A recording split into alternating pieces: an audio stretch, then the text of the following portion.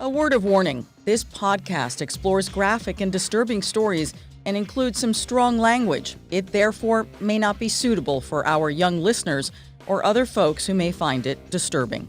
Hello and welcome to True Crime News, the podcast covering high-profile and under-the-radar cases from across the country every week. I'm your host, Ana Garcia. Our case this week, a young woman's sanity remains central to her mother's murder. A jury recently found that the 24-year-old knew exactly what she was doing when she hit her mother with a cast iron skillet and then she stabbed her 30 times. The motive? The daughter had been hiding a huge secret from her parents that she had been kicked out of college. The daughter flew into a rage when she overheard her mother talking to school administrators on the phone, say prosecutors.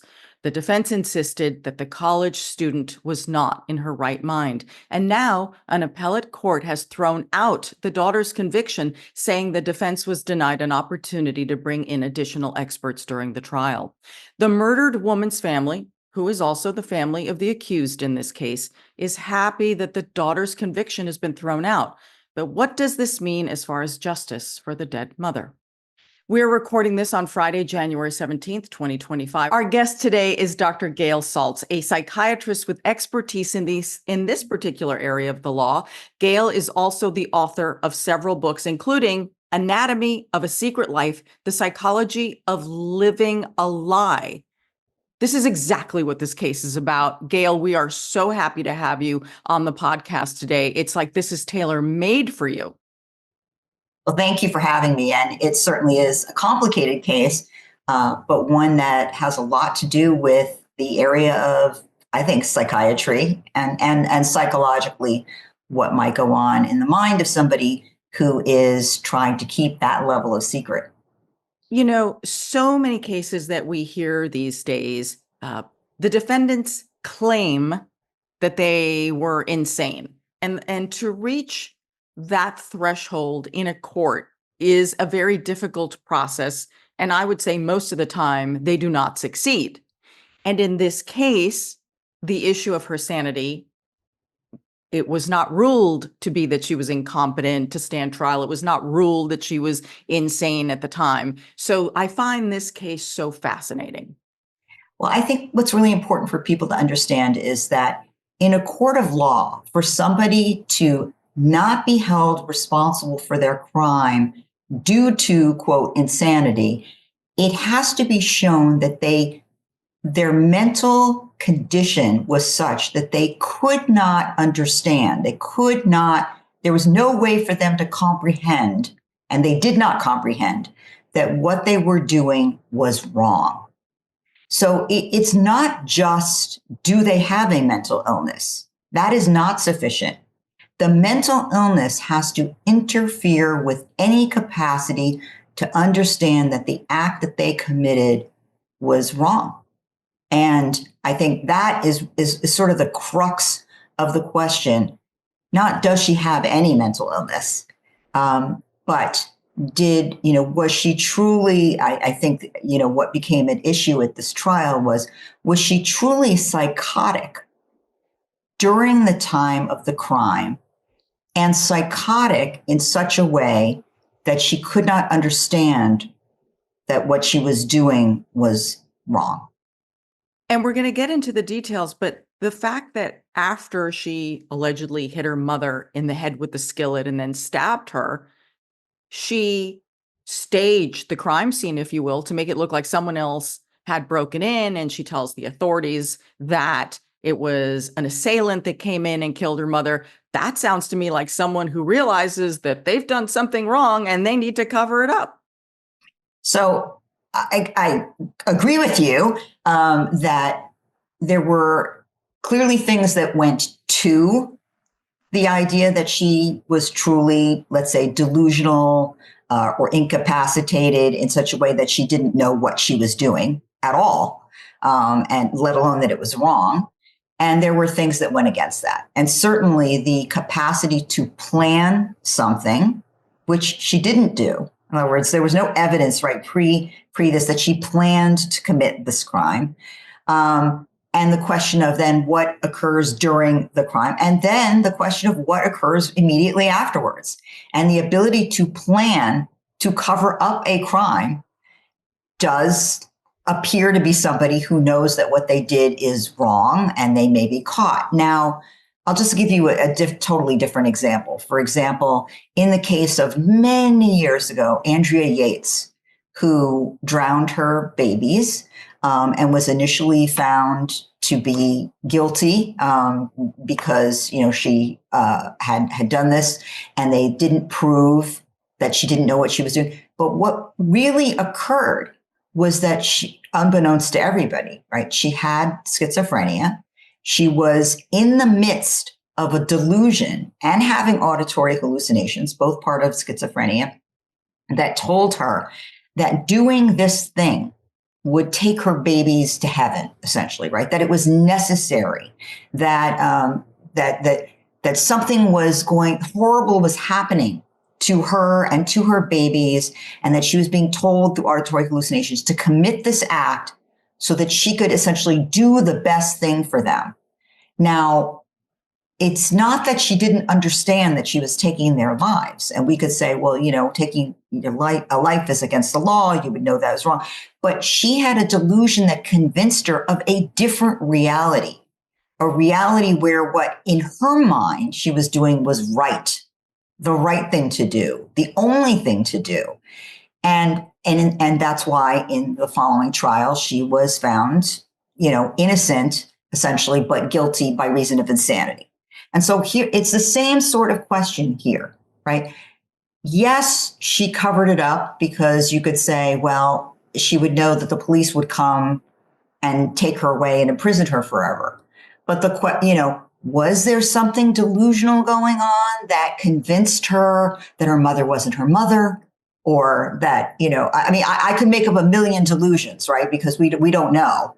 But that's the crux of the question.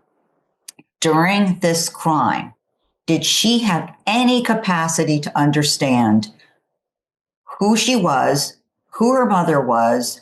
Was she not under the influence of, let's say, some very particular delusion or having auditory hallucinations telling her she had to commit an act? And did she therefore understand that she was killing her mother or assaulting her mother, and that was wrong? I think that's what became unclear in very particular kinds of ways. So we could get into that. Why was that unclear?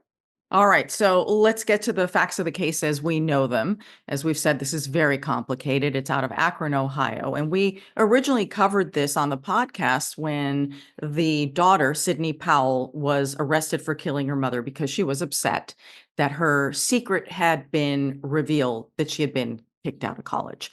So a jury found 24-year-old Sydney Powell guilty of murdering her mother, Brenda Powell, who was 50 at the time, and the murder took place inside the family home.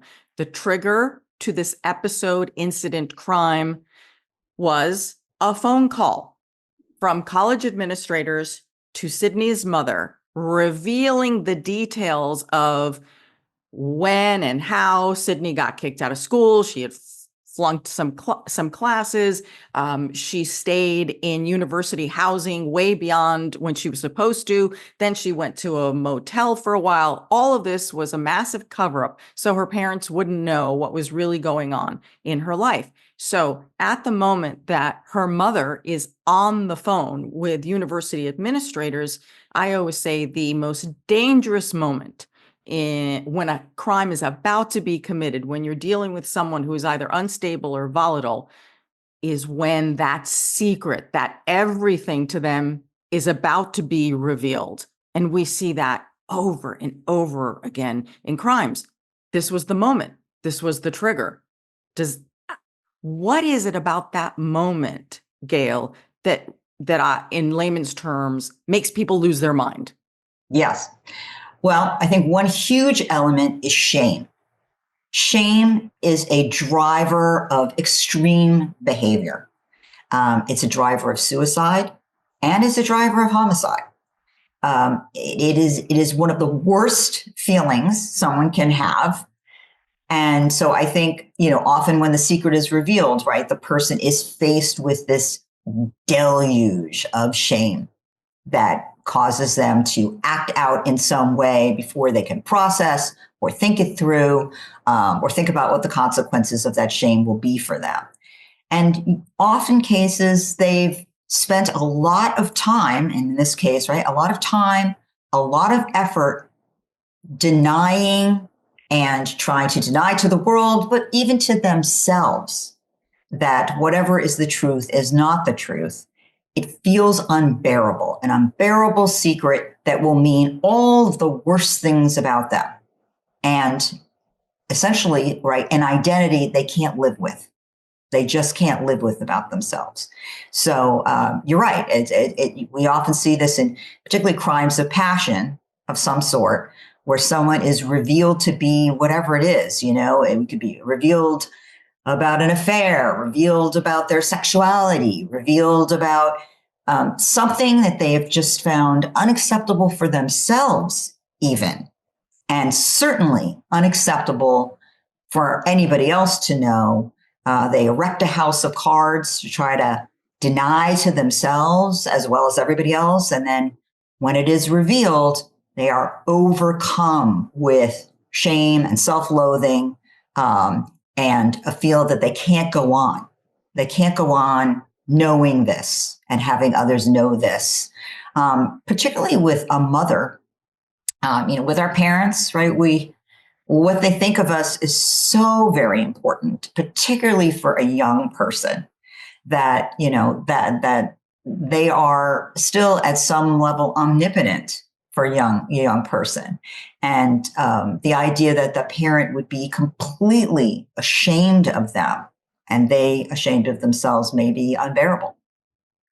I'm always curious, though, when we see some crimes, and this could be one of them, where a seemingly wonderful young woman who apparently had a great relationship with her parents, was close with her mother, is what we're told by the father, that when we see this complete implosion and a horrific crime, my question is this: have there always been maybe fissures or something in that person that makes them capable of the murder, or is this something that if all of us, each one of us, would be faced with that shame, that secret of ours that we don't want revealed, I can't imagine being pushed to the point of murdering someone.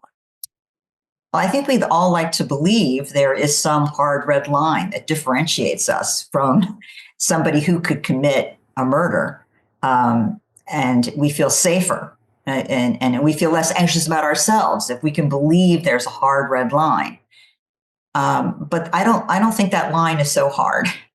I think there's a large gray area, a large gray zone. And but I will say this young woman, seemed to be functional, let's say, right? And through high school and into the beginning of college.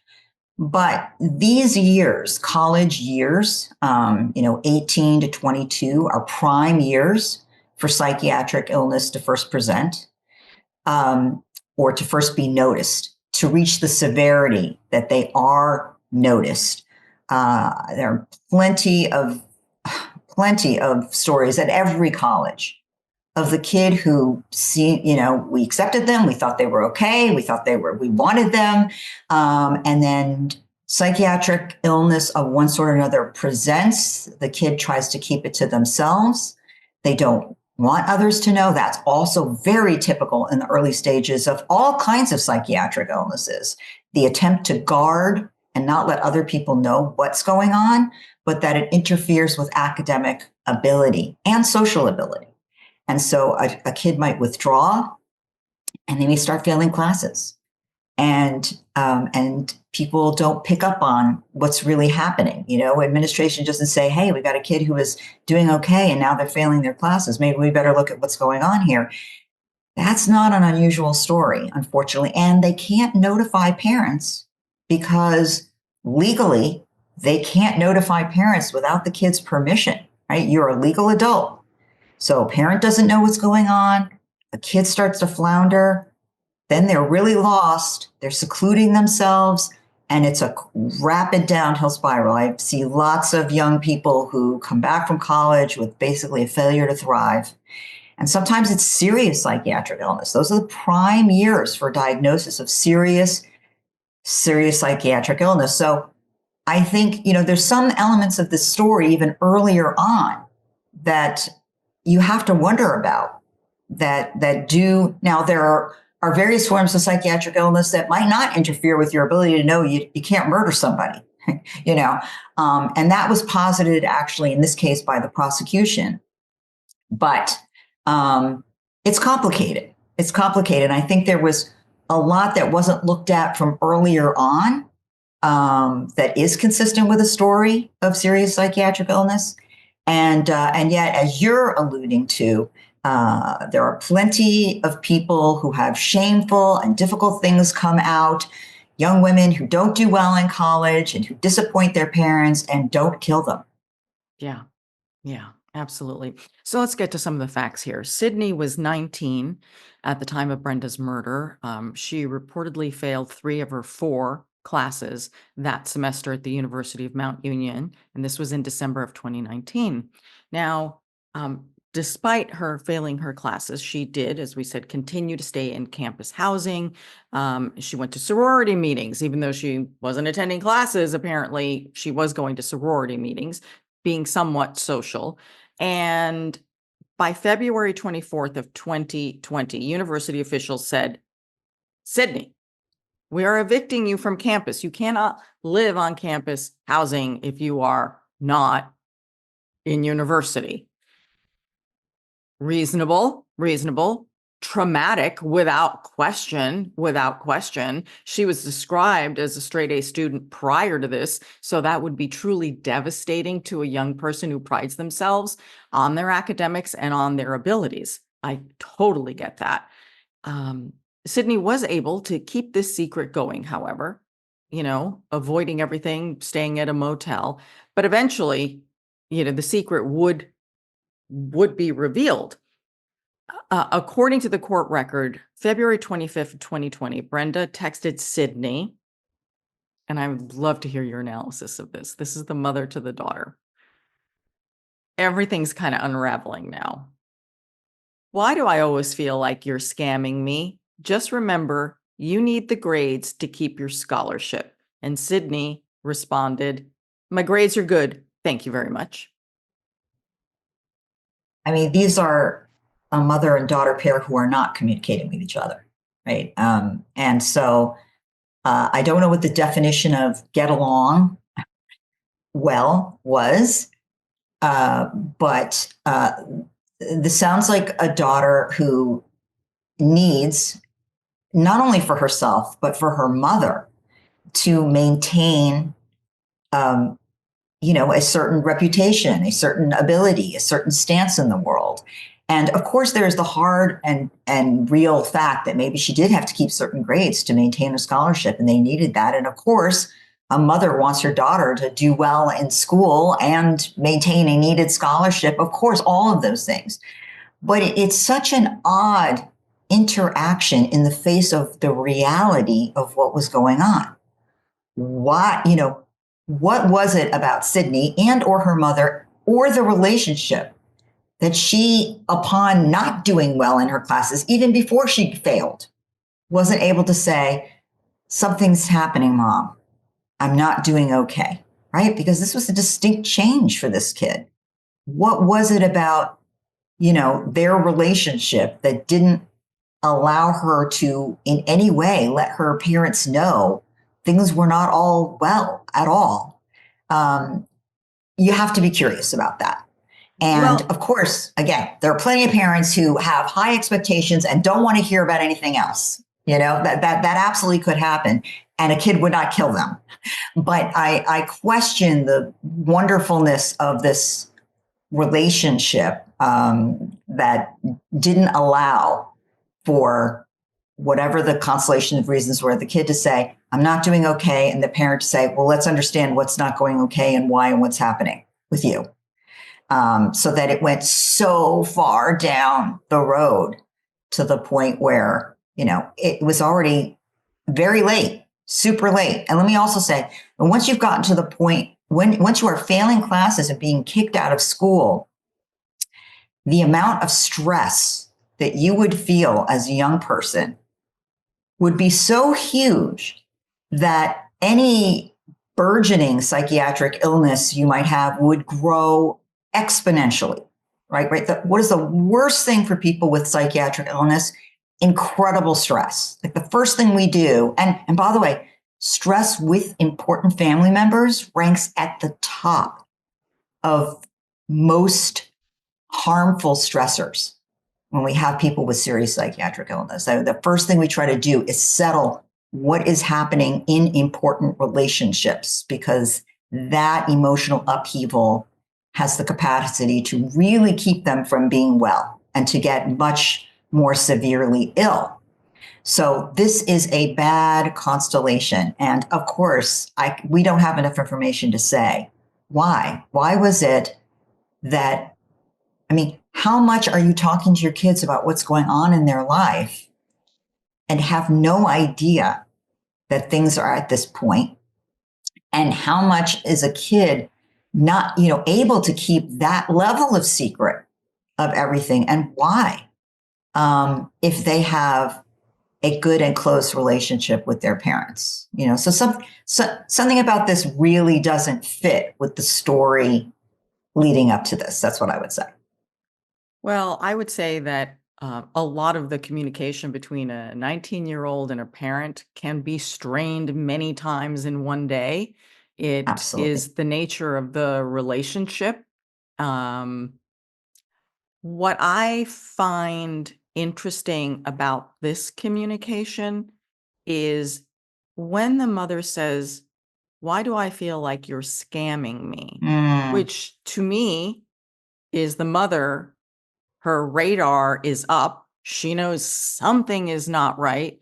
And I am inferring here the possibility that maybe this has happened before, where Sure. she feels that her daughter has not been forthright.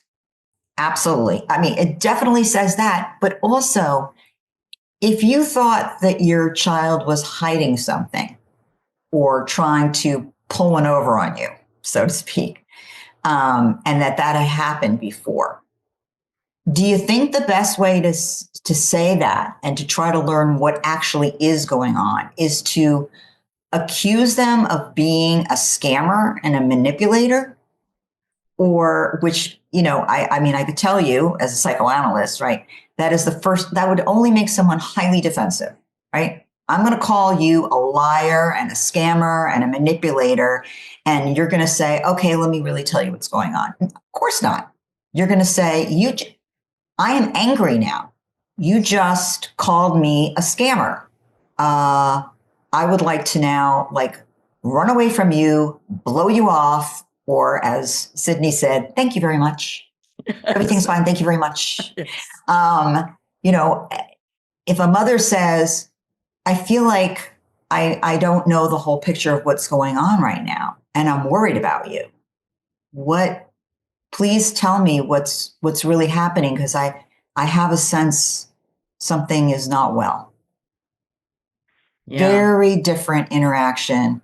So here you have a mother who, and maybe she has her reasons for being, she feels like she's been dragged through the mud of being scammed a lot. Again, we don't know. We didn't hear about a childhood of a manipulative kid who broke the rules all the time. And believe me, that's out there, right? We didn't hear that. We heard a kid who was a good kid, who hadn't gotten in trouble before, who didn't break the rules, who did really well in school, who had nice friends, who didn't do drugs, who didn't steal money, who didn't, right? So we don't have any evidence of what I would describe as a past history of an oppositional defiant child. No, quite the opposite. So it is curious, what is going on that the mother, does it in this attacking way. So her father, Stephen Powell, this is about the time of the revelation here that, again, these are all little points for us to put pins in to figure out what was going on. Her father, Stephen Powell, is unable to access the school's payment portal because he needs to pay the next tuition bill. And this is all important because you have to understand, you have the mom saying to Sydney, hold on a second. I don't think you're telling me the truth here. What's going on? You're going to lose your scholarship. You have dad who's like, what's going on here? I need to pay the tuition and I can't sign on. You can't sign on because, there is no tuition to pay. So again, the pressure points are building. The revelation is coming from all different angles. And so the father confronts Sydney, and she eventually came clean to her father, is what he has testified to. She admitted that she'd been suspended. The father testified that he told the daughter that there would be a way for the family to work out this issue. He urged her not to run away from her problems. This is what the father testified to. And he also testified that he told his wife, Brenda, what was going on and that she was going to talk to Sydney. The father left the house, leaving the two women alone. And then this call comes in from the administrators. And that's when Sydney loses it. Now, the person on the phone was the dean of students, and the dean testified. They could hear Sydney screaming in the background, then 6 or 7 thuds, more screaming, and then the phone cut off. The dean tried calling back. Here comes the point about did she or did she not know what she had done. Dean tried calling back. Sydney answers, but she answers and pretends to be her mother, Brenda. And the school administrator is like, you don't sound like Brenda. You sound like Sydney. And she gets mad, hangs up the phone. The administrator keeps trying to call, can't get through. Administrator calls 911. Police show up. When police show up, they find Brenda, who's been attacked with a skillet, a cast iron skillet. Those things are so heavy. When I use mine, I need both hands on both sides to move that thing. Yeah. It's a weapon. It's a lethal weapon. Oh my no Lord. doubt about it. And then stabbed in the neck 30 times. So yes. I just want to get through the part that she told police and then your analysis of it. So then she tells police, and this is all on body cams, like, oh, yeah, someone broke in. Police say she broke the window herself to make it look like the break-in. She staged it like it was a different crime. And Sydney said that Brenda's attack was a result of this break-in. And she told authorities that it was a masked intruder who entered the home. Wait, there's more to the story. And Sydney tells authorities that her mother told her to run, and that Sydney said she heard screaming from inside the house, so she returned, and then she found Brenda on the floor. What do you make of this? Well, this is what makes the insanity defense, I think, very difficult to claim, in the sense that, somebody who answered the phone and tried to cover that her mother wasn't lying on the floor, having been stabbed by her, and fool them, essentially, right, so that nobody would come, or then break out the windows and stage the crime, certainly makes it harder to make the call that this is a person who didn't know what they were doing or didn't know what they were doing was wrong. And of course, it's the immediate aftermath, minutes. So the idea that, well, then she was less psychotic later, or, is hard to make that call. And so that, that is very concerning, I would say, for the defense, that I don't know how they will explain that in a psychiatric way that makes a lot of sense. I think that clearly there was tremendous, passion. It was, this was an in the moment, vicious, took a lot of physical capacity to do. This wasn't I'm going to plot and think about how I can do this in a way and not get caught. And that's another piece of it. This is an adult who has the intellectual capacity to go to college. And all of these moves really made very little sense. You know what I'm saying? Like, sounds like a toddler to me. It always sounds, it sounds like exactly like, right? I'm going to pick up the phone and sound like my mother, and they're going to believe. So there was, and by the way, all of her moves prior to this, like obviously the parents are not going to be paying tuition.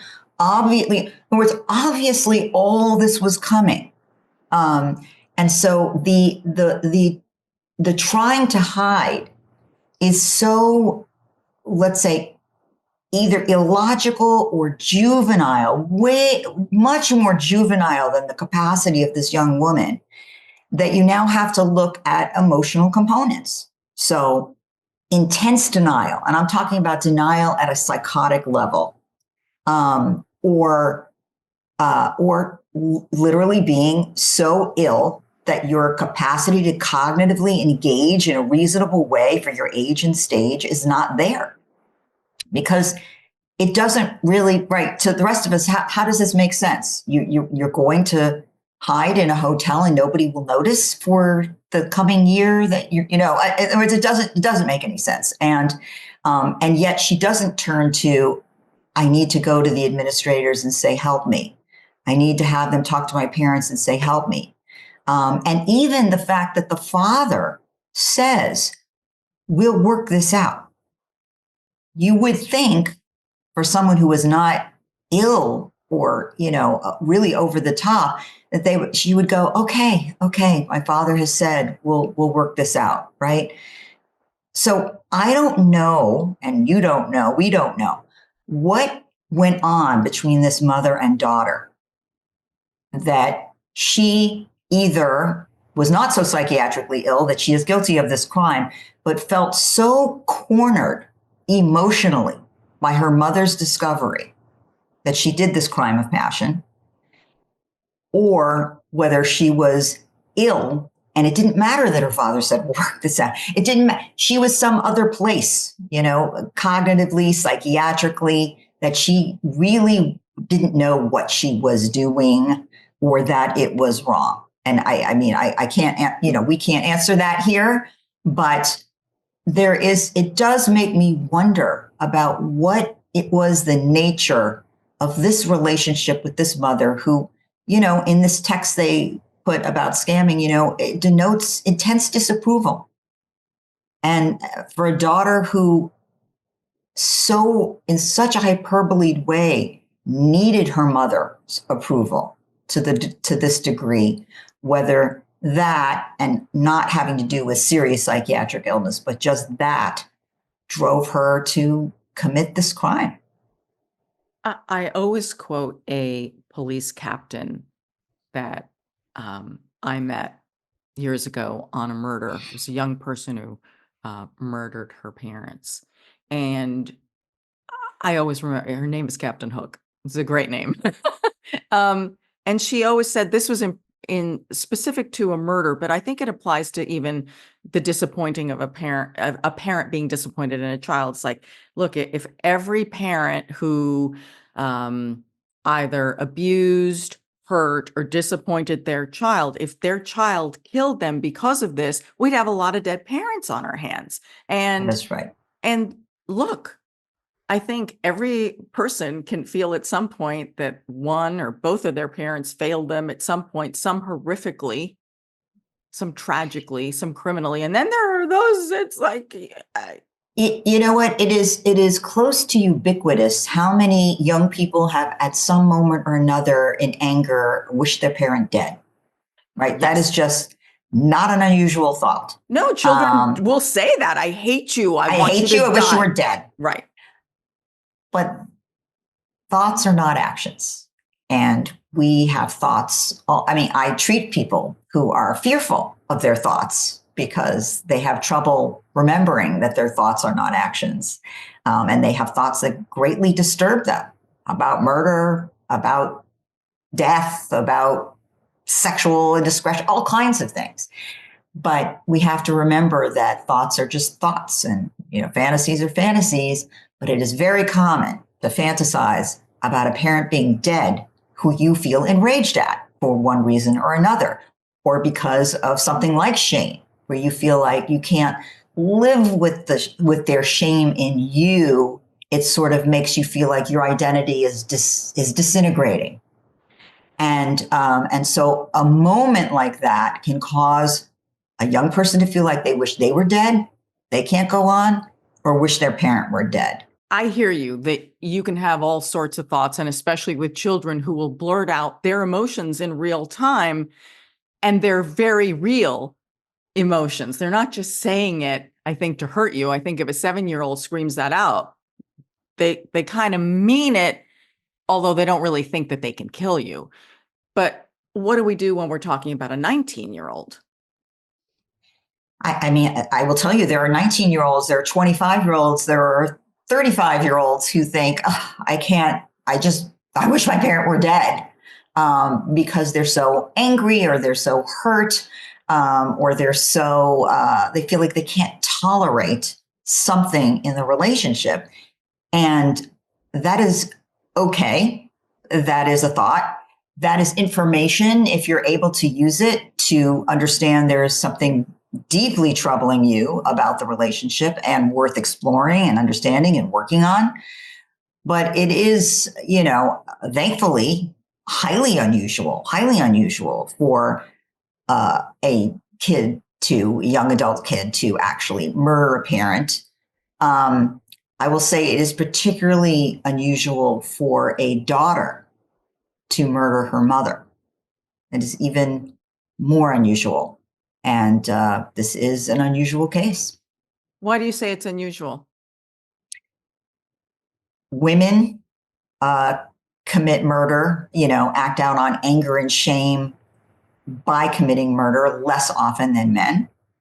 And as we're talking about, right, the bond between a mother and daughter is quite intense.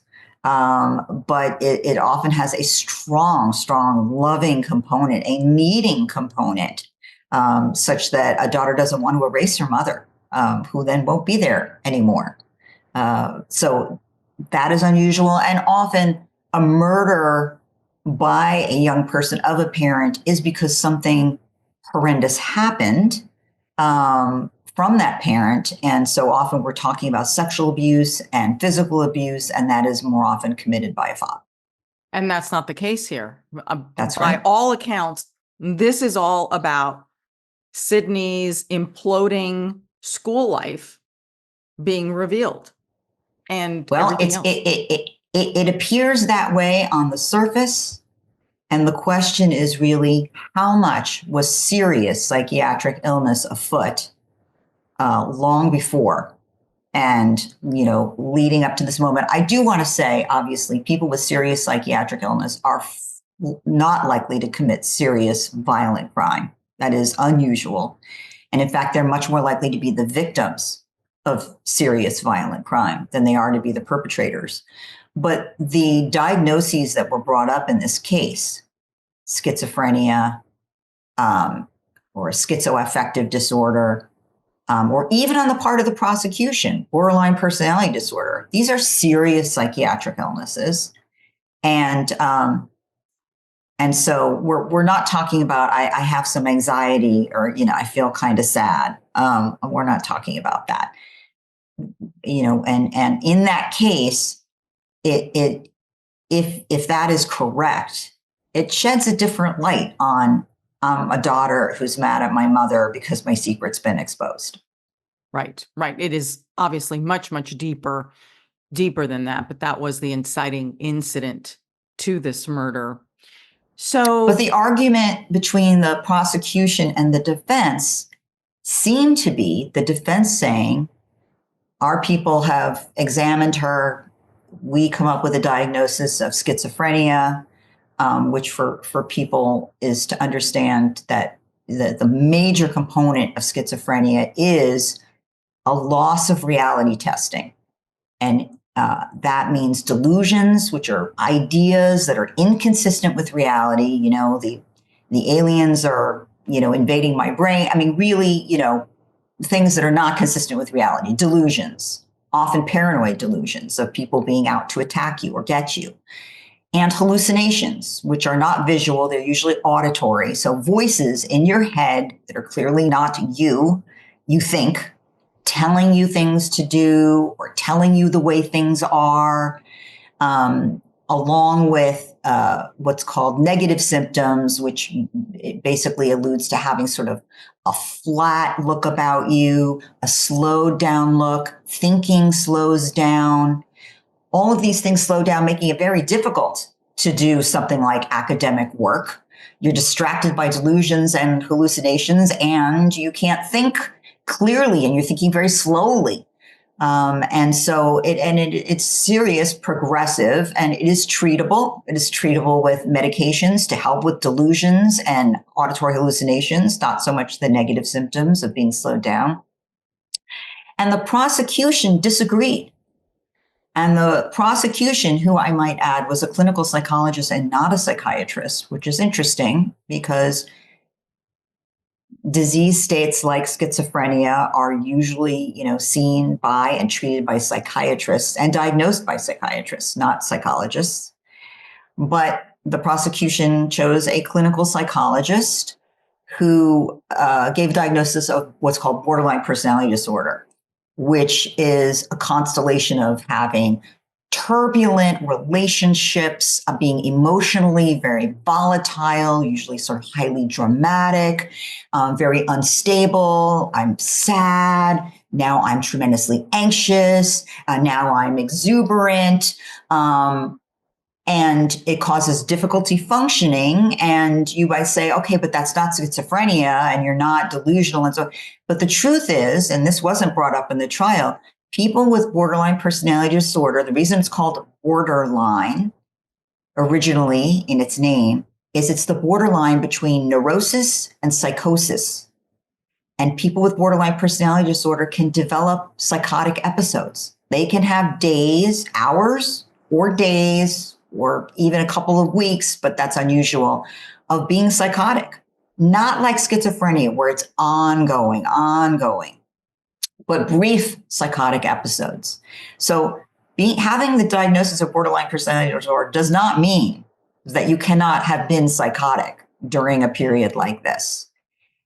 Nonetheless, the prosecution's clinical psychologists came to the conclusion that this patient was what's called malingering. And that's psychiatric parlance for making it up and trying to fool everyone with her symptoms, which aren't real, for the purpose of gain. Could be financial gain, could be, in this case, obviously the gain of not going to prison. So that was the summation of the prosecution's expert. And my understanding in the overturning of this case is that the defense wanted to, say, we disagree, and here is why, and here's how with your summation. And the judge denied that. Yes, it happened in the rebuttal process. So as you clearly stated, Gail, the prosecution put up their witness and their case was built on, she may have some issues, but she was really faking it to get her over the line to get a much more severe diagnosis. This is my layman's version of what happened in this courtroom. And the defense has clearly said, no, something very serious has happened. She's very ill, and we believe that the schizophrenia and any additional things going on there were at work when this murder took place. So what the appellate judge ruled, which is incredibly important here, is the court didn't necessarily rule on the facts of the case, if you will, or if there was any problem with the obtaining of evidence and anything having to do with the evidence in the case, if you will.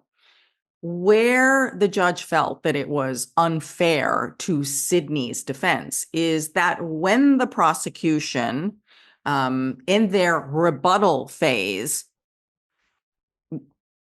clearly wanted to present that, no, she was faking it, that the judge did not permit any additional witnesses from the defense to be brought in for surrebuttal, and that the appellate court then ruled that was not fair to Sydney's defense and overturned the conviction, which brings us to, and we're going to finish talking also about the case, but where we are right now in this case and why we wanted to have this conversation is now the prosecution has to figure out what to do here. So we have a conviction. The jury clearly believed she knew what she did was wrong and convicted her.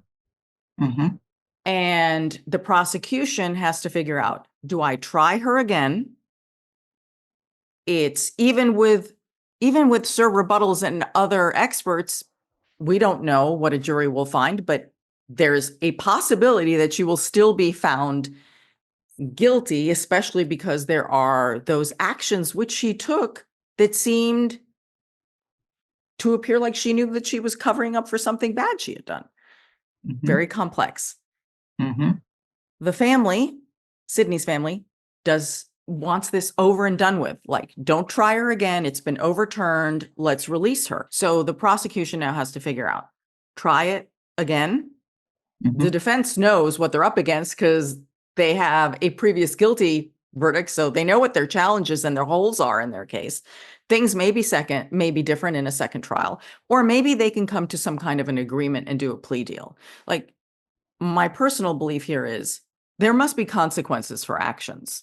And the taking of a human life, even if it is by the daughter you loved and loved you back, I'm sorry, there have to be consequences for this. What those consequences should be for this young woman, I don't know. I don't know. But there have to be some. There have to be some. And I did want to ask you something, Gail, about the father. This case has been very interesting. We've been covering it also extensively on True Crime News, the show. The father and the family have been so outspoken in defense of Sydney this entire time. They didn't want her charged with murder. They even managed to, Sydney's actually was able, after she was charged with her mother's murder, was actually out on bond.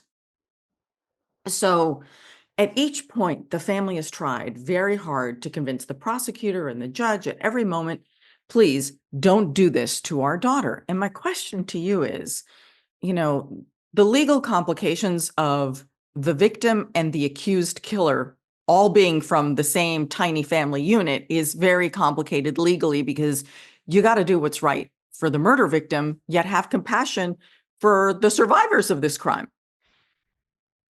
But from your perspective, what do you make of that?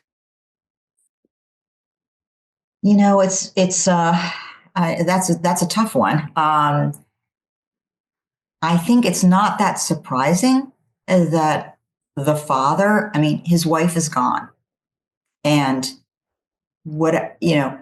sending Sydney to prison for 15, 20 years will not bring her back. It will destroy Sydney's life. She will have lived through, what should I say, the years someone gets an education, gets married, has a child. All of that will be pretty much done by the time she would get out. And so he would lose a daughter too. And that's essentially right. He would lose his daughter too, who he clearly loves very, very much. He's still a father. She's still his daughter. Many people are like, good, you lose all that. You should lose that. My loved one lost their life.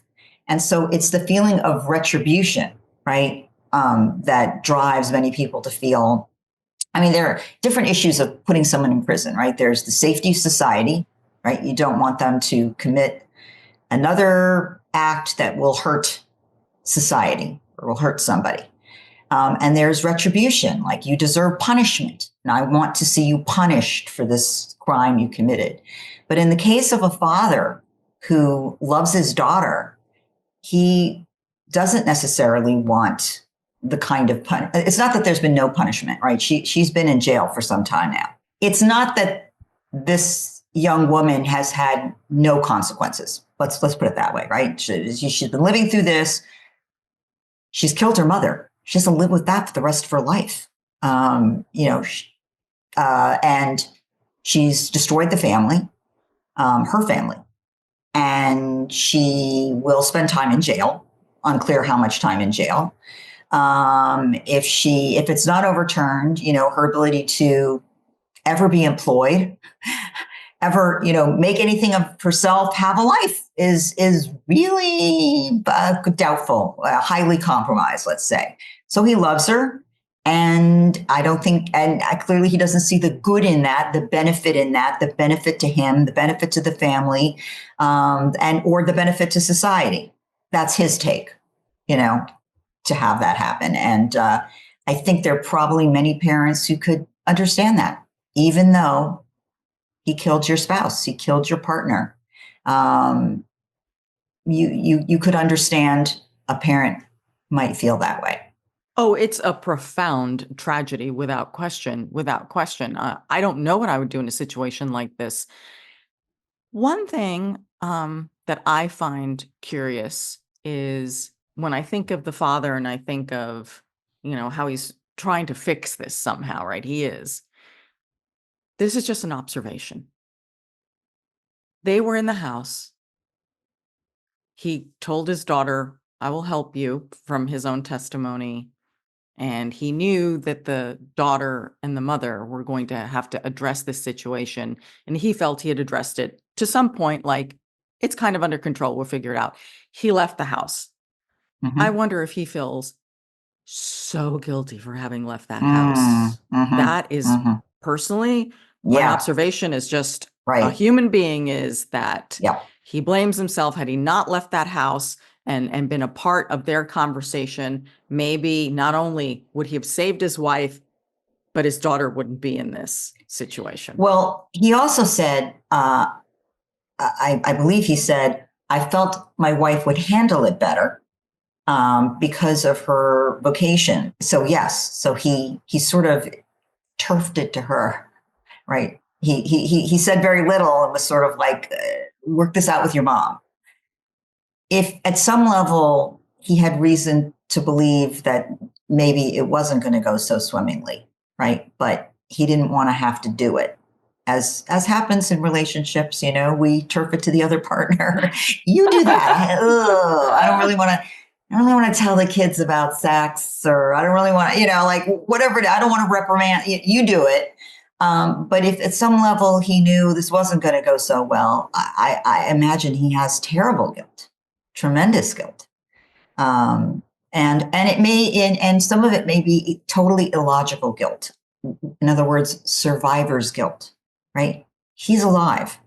And even if there is no way anybody could see this coming in a million years, the surviving person often feels guilt vis-a-vis they're alive and their loved one is dead. Yeah. It's so sad. I mean, it is, and I want to hear from everyone, especially on YouTube. I want to hear your comments on what you think justice would look like in this case. I don't know what the punishment should be, but like I say, there have to be consequences for taking a human life somehow. And whatever is appropriate in this situation, I don't know. And when I approach cases, let me just say, if she were found innocent by reason of insanity, that doesn't mean the person goes home. Correct. That means the person goes to a psychiatric locked facility.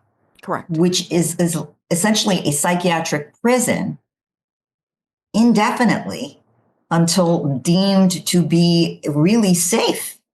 And so, a la John Hinckley, who spent decades in prison until it was deemed he would really, truly not be a threat to society anymore. So it's not like, oh, then you're just off scot-free. But the difference being that you are treated for that serious psychiatric illness and kept away from society for whatever indefinite period is deemed needed, and which is very different than prison, where I have to tell you, mental health care is exceedingly poor. Yes. Exceedingly poor. You have a lot of seriously psychiatrically ill people in prison who are not receiving adequate care. Yes. Oh, this is just a tragic prism. No matter what facet you look through, it's sadness and loss and grief and unimaginable for everyone. And again, I don't know what justice would look like in this case. They're grappling with it now, and we await the decision of the prosecutor of what the next move is. I just don't know. I do want to make clear here that the jury found her guilty on September 20th of 2023. She was found guilty of 2 counts of murder, along with 1 count each of second degree felony assault and tampering with evidence. Why am I bringing that up since this has been overturned? Because there are many moves here that the prosecutor has. Part of, if there is a plea deal to be had, it could be maybe on lesser charges, or maybe she's tried on lesser. I don't know. We don't know what the prosecutor is going to do here. But everything here is the result of an appellate ruling, which is, when there is a conviction, you always hear the defense saying, and they do this automatically, we're going to appeal. And they do. And they do appeal. Most of the time, appeals are denied.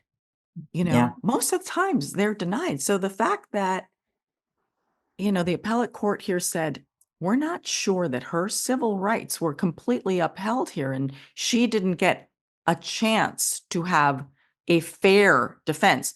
Results could have been the same, but the fact that the fairness of that has been called into question is... Well, this whole trial was about, is Yes. is this about insanity or not?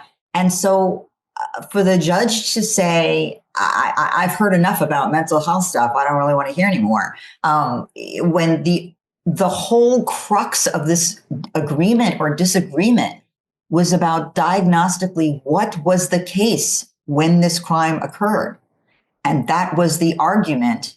And no one, and the defense is not allowed to argue back. That really struck me. I would say that really struck me. So I'm not surprised this was overturned. I am surprised that the judge said, I've kind of just heard a lot already about mental health stuff. But that was the whole argument that the defense was making. So that I'm not surprised with that. Unfortunately, right, that argument has not been resolved. So as you're pointing out, it may get overturned on this technicality that would have been a fatal flaw of the prosecution. And it's not, but the argument was really not resolved. And so we don't know. That's unfortunate. We don't know. We don't know. And this is what was written in the ruling. Here's the opinion. Quote, once the state's expert had testified, the trial court erred by denying her, Sydney, the opportunity to present rebuttal testimony on the plea of not guilty by reason of insanity, the crux of this case. And the judge ruled that these were reasonable grounds for an appeals. Okay, so where are we in all of this? Prosecutors can challenge the appellate court's ruling by presenting their case to the Ohio Supreme Court within 45 days. So the clock is ticking. If they're taking this up, the appellate route, if that's what the prosecutor is going to do, they got to move, and they have to move fast. But, it's very hard to get a hearing before a state Supreme Court. They don't it's the same thing as getting an overturned conviction. They don't happen that often. So, and I have to say, my opinion, just as a layperson, is it seems to me like the defense has got a very reasonable, strong case for the overturning of the conviction. I don't think that the prosecution is going to prevail in the Ohio Supreme Court. Because how are they going to explain, how are they going to say, did Sydney get a fair trial because she wasn't able to rebut your witness Right. about her state of sanity. Right. But I mean, if they could say you have to retry it. Yes, they could. And if that's the case, I couldn't tell you, what will come out. What would that rebuttal have said? I don't know what the outcome will be. There are many things that go for serious psychiatric illness.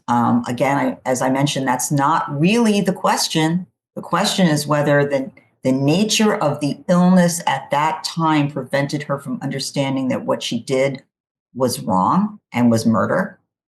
And there are things that go against it just from the far outside that we can see. But inside, they have the testing, right, that those experts did.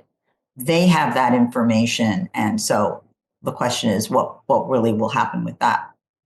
And we don't know, but we will be watching this one closely.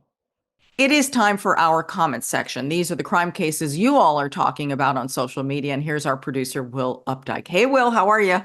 Good. Good to see you, Anna. Good to see you. Hi, Dr. Gail. Hey, how are you? Doing well. So this week we have a story of some unlikely suspects raiding a narcotics evidence room. This one comes out of Houston, Texas, where a backlogged evidence room became an open potluck for local rats who feasted on seized marijuana and mushrooms. Yes, very shocking stuff. Very shocking stuff going on here. Now, according to Houston Mayor John Whitmore, the department had some 400,000 pounds of marijuana in the storage room. And he added the rats are the only ones enjoying it. So if you're wondering, why the mayor here was commenting on this story, it's kind of interesting that, or at least I thought it was interesting. It's an issue in Houston's police department, but it's really an issue kind of throughout police departments across the country, where there's a large number of backlogged cases where the evidence has been kept, in some cases, like over 20 years. And there's a question of what do you do with this? On what timeline do you do something with this? And when is it no longer necessary to maintain this? So many worry that the logging and preservation of this evidence is keeping cops busy when there's probably more important things that they could be doing. There's probably better usages of their time out there. And this backlog of evidence, like even if, something does come up on appeal or something like that, and you're trying to preserve this for it to be useful later, having this much really makes it inefficient to try to access any of this stuff to use it at a later date. So the scope of this kind of interested me as well. You're kind of thinking, a few rats, how much are they really getting into? According to the Houston DA office, some 3,600 cases may have had evidence sort of compromised in this incident that happened in this one evidence room. Now, the DA does maintain, though, while this sounds like a lot of cases, apparently only around one unresolved case might have been affected by this. And it's unclear to me. I don't know enough about evidence and how this stuff works to know how big of a deal that would be, or how major of a crux this would be in any sort of potential prosecution. But to combat this issue, the department has enacted some policies enabling them to destroy narcotic evidence that was collected before 2015. They also are going to have the authority to destroy evidence after the execution of a plea agreement, if both the defense and prosecutors are okay with that, which I think makes the most sense. Like once a case is sort of reaching its resolution, hey, are you guys cool if we destroy this? There doesn't seem to be a whole lot of point in keeping this in some sort of perpetuity. Now, while some of this evidence may have been tampered with, it doesn't appear that any rats were harmed in their consumption of these things. As for if they're going to start doing rat traps or glue traps or anything, I really have no idea. But well, they have to plug up the holes first. I mean, for those of us who've ever had to deal with infestation of mice, rats, I mean, it happens, right? And everyone's got to deal with it. You have to plug up the hole. It's how are they getting in? Well, that's the thing too, right? So if the hole is big enough for rats to get through, I would assume they've also had issues with ants and all sorts of other things. I feel like, it's an escalation up to rats, really. Oof, I rats would can really get into the most narrow of places and thresholds and doors and holes around plumbing. I speak from experience here. But here's the thing, Will. I know you're going to get more into this, but my concern is for all the other cases, because evidence is, I mean, that is what you base your case on. It isn't about, I think or maybe, and we all know that eyewitnesses can be very, not reliable, but hardcore evidence and DNA evidence, that level of forensics, that's what scares me here is, if the rats got into the evidence room and then that one case, well, that's your whole life, right? That is everything to you, is that evidence. I'm very mad at them. They had to At have the known, rats? no, at the police for not safeguarding this better. Come on now, people. Well, I personally would be very worried about encountering a super high rat. Rats carry a lot of diseases, and I don't know about a rat that has had a very high load of THC or mushrooms, and what sort of aggressive behavior they may have. But I wouldn't want to be hanging out outside and encountering those rats. Yes, and then they multiply and they have little rats that are now dependent, and they are of an altered state and their DNA is altered. It's a disaster. It's a disaster.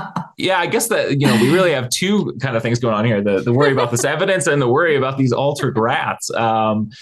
They did note though, so I think my understanding is obviously these things are kind of stored differently, because they did say that there are cases and evidence from murders from like 100 years ago that have not been affected by this. So my guess would be that these things are just kind of, the level of the pertinence to a case and maybe the seriousness of the case kind of deems how these things are being stored and kept would be my best guess. But people had a lot to say on this one. LA Dr. A said happiest rats in town, which might be happy. It might also be very scary. Who knows? We had another commenter who who kind of said that this wasn't uncommon. In memory of John M. said, they do this, meaning the rats. My friend hit his weed in with his fancy rats and it vanished.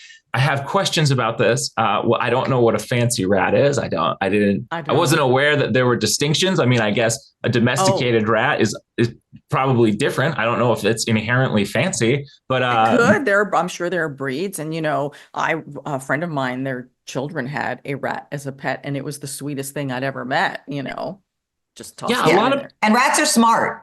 They're very intelligent rodents, and they can be domesticated and actually make very nice pets if you like that. See? Yeah, everybody I know who's had one as a pet or like had a family member said that it was a really great pet. Like they're really loyal, like you said, they're intelligent. Yeah.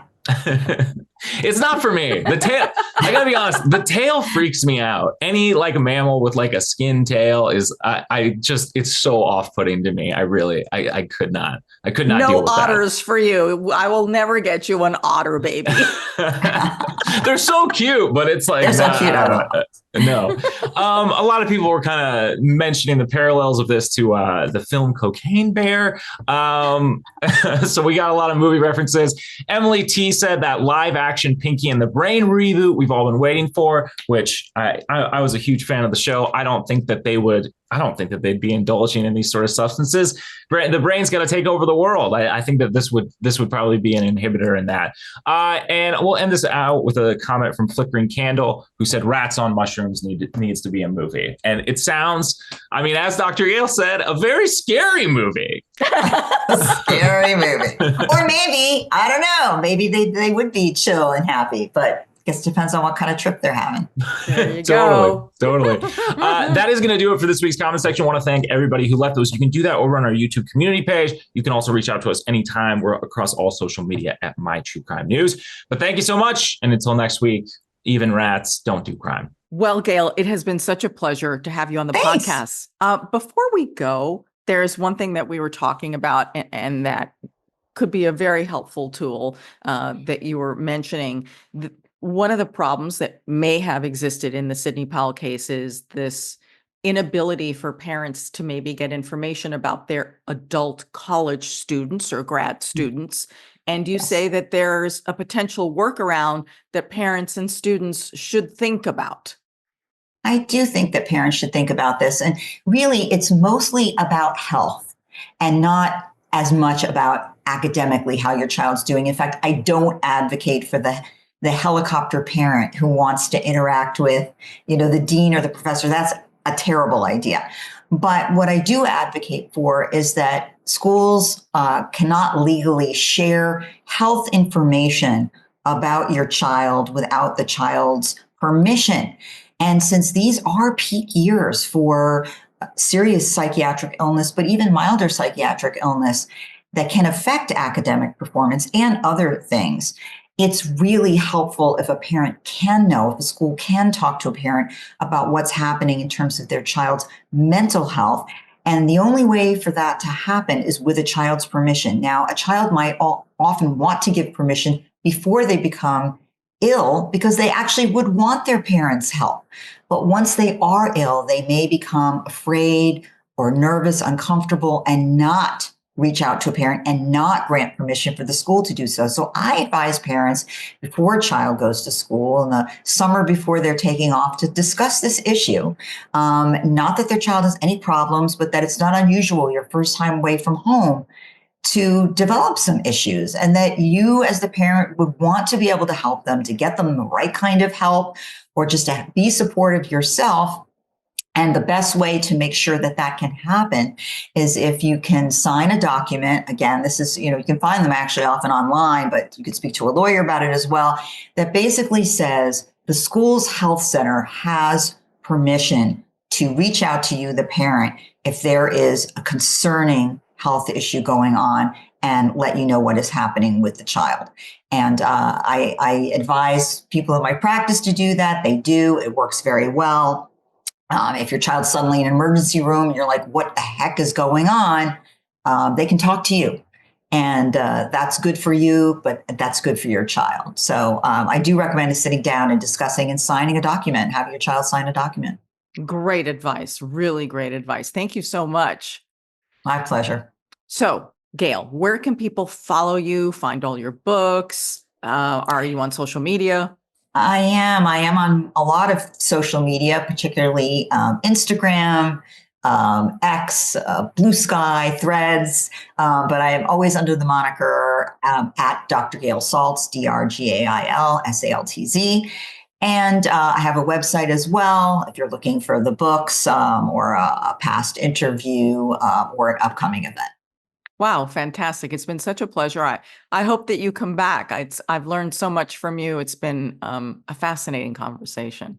Well, thank you. I'd love to. It's a really interesting and important topic, and I think people have a lot of questions about mental health and how it dovetails with the law. Absolutely. Absolutely. You can find me at Ana G News, Ana with one N. As Will said, you can find all our socials at My True Crime News.